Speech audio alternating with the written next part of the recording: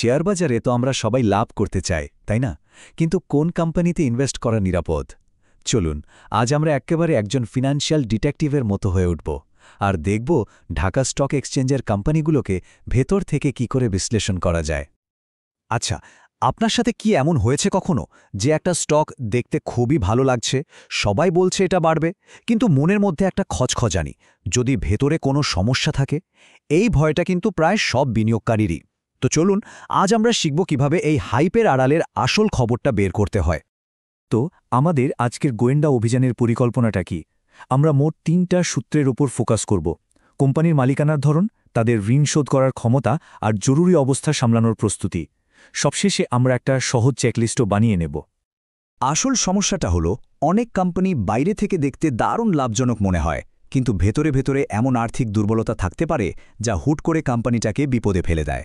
আমাদের আজকের কাজ হলো এই লুকানো দুর্বলতাগুলোই খুঁজে বের করা। আচ্ছা, তাহলে আমাদের প্রথম সূত্রটা কি? সেটা হলো মালিকানার ধরন, মানে কোম্পানির মালিক কারা, আর সবচেয়ে বড় কথা হলো কোম্পানির ভেতরের লোক মানে স্পন্সর আর পরিচালকরা শেয়ার কিনছেন নাকি বিক্রি করছেন সেটা খেয়াল করা। এটা কিন্তু অনেক বড় একটা ক্লু। সহজ কথায়, একটা কোম্পানি ভালো করবে নাকি খারাপ, এই খবরটা সবার আগে কারা পায়? অবশ্যই কোম্পানির মালিক আর পরিচালকরা। তাই তারা কি করছেন, মানে শেয়ার কিনছেন নাকি বেচে দিচ্ছেন, এটা তাদের আস্থার একটা বিরাট সিগন্যাল। এখানে আমরা একটা উদাহরণ দেখছি। ধরুন এটা গ্রামীণফোনের মতো একটা বড় কোম্পানির শেয়ারের মালিকানার চিত্র।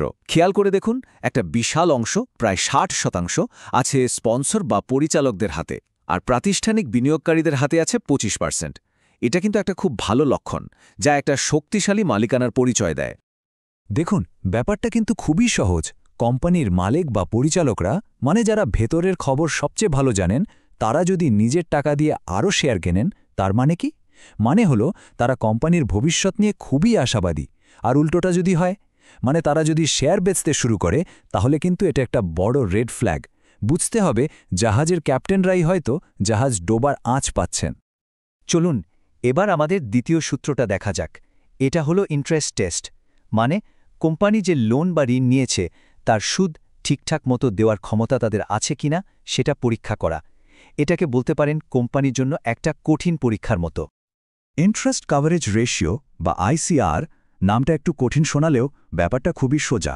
ধরুন আপনার মাসিক আয় দিয়ে আপনি আপনার লোনের কিস্তি কতবার দিতে পারবেন, আইসিআর ঠিক সেই হিসাবটাই করে একটা কোম্পানির জন্য। এই টেবিলটা দেখুন, এখানে আমরা গ্রামীণফোনের একটা কাল্পনিক তথ্য দিয়েছি।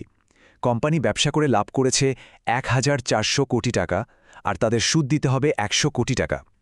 এখানে একটা জিনিস মনে রাখা খুব জরুরি, আমরা কিন্তু সুদ দেওয়ার আগের লাভটা হিসেব করছি, কারণ আমরা দেখতে চাই সুদ দেওয়ার মতো যথেষ্ট টাকা তাদের হাতে আছে কিনা। তো ফলাফল কি দাঁড়ালো? ওয়াও, ১৪! এর মানে হলো প্রতি ১ টাকা সুদ দেওয়ার জন্য কোম্পানির হাতে ১৪ টাকা লাভ আছে। তার মানে কোম্পানিটা খুবই নিরাপদ একটা অবস্থানে আছে। ঋণের বোঝা নিয়ে তাদের কোনো চিন্তাই করতে হবে না। তাহলে মনে রাখার জন্য সহজ নিয়মটা কি?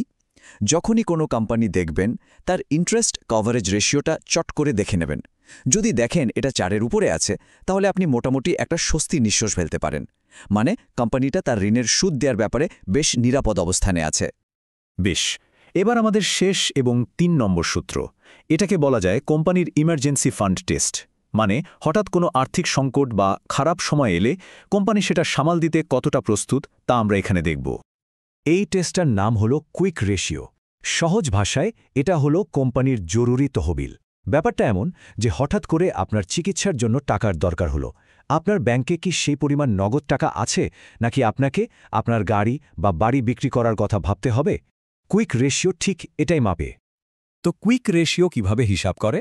এটা কোম্পানির নগদ টাকা বা যা খুব সহজে নগদে পরিণত করা যায়, যেমন ব্যাংক ব্যালেন্স, সেগুলোর সাথে তুলনা করে কোম্পানির স্বল্পমেয়াদী দেনার, মানে আগামী ১ বছরের মধ্যে যে টাকাগুলো তাদের পরিশোধ করতে হবে সেগুলোর তুলনায় তাদের হাতে নগদ টাকা কেমন আছে। একটা ভালো কোম্পানির কুইক রেশিও সবসময় ১ বা তার বেশি হওয়া উচিত। এর মানে হল কোম্পানির প্রতি ১ টাকা দেনার বিপরীতে ১ টাকার বেশি নগদ বা প্রায় নগদ সম্পদ আছে। তার মানে তারা যে কোনো জরুরি দেনা খুব সহজেই মিটিয়ে দিতে পারবে। দারুণ, আমরা আমাদের ৩টা সূত্রই দেখে ফেলেছি। এখন সময় হয়েছে সবগুলোকে একসাথে করে একটা সহজ চেকলিস্ট বানানোর, যা দিয়ে আপনি যে কোনো কোম্পানির আর্থিক স্বাস্থ্য এক নজরে পরীক্ষা করে ফেলতে পারবেন। এই স্লাইডটা হলো আমাদের পুরো আলোচনার সারসংক্ষেপ। দেখুন, একদিকে স্বাস্থ্যকর কোম্পানির লক্ষণগুলো, মালিকরা শেয়ার কিনছেন ICR 4 এর বেশি আর কুইক রেশিও 1 এর বেশি। অন্যদিকে ঝুঁকিপূর্ণ কোম্পানির লক্ষণ, মালিকরা শেয়ার বেচে দিচ্ছেন ICR 2 এর কম আর কুইক রেশিও 1 এর নিচে। কি পরিষ্কার একটা চিত্র, তাই না? তাহলে ফাইনালি আপনার 3 ধাপের চেকলিস্টটা কি? 1. মালিকানার ধরন দেখুন, ভেতরের লোক কিনছে না বেচছে। 2. ইন্টারেস্ট টেস্ট করুন, ICR কি 4 এর উপরে। আর 3. ইমার্জেন্সি ফান্ড দেখুন, কুইক রেশিও কি 1 এর বেশি। ব্যাস, এই 3টা জিনিস দেখলেই আপনি একটা কোম্পানির আর্থিক স্বাস্থ্যের দারুণ একটা ধারণা পেয়ে যাবেন। তো এই যে ফিনান্সিয়াল ডিটেকটিভ হওয়া টুলকিটটা আপনার হাতে চলে এলো, এখন প্রশ্ন হলো, এই জ্ঞান কাজে লাগিয়ে ডিএসসির কোন কোম্পানিটাকে আপনি প্রথম বিশ্লেষণ করে দেখবেন? ভাবা শুরু করুন।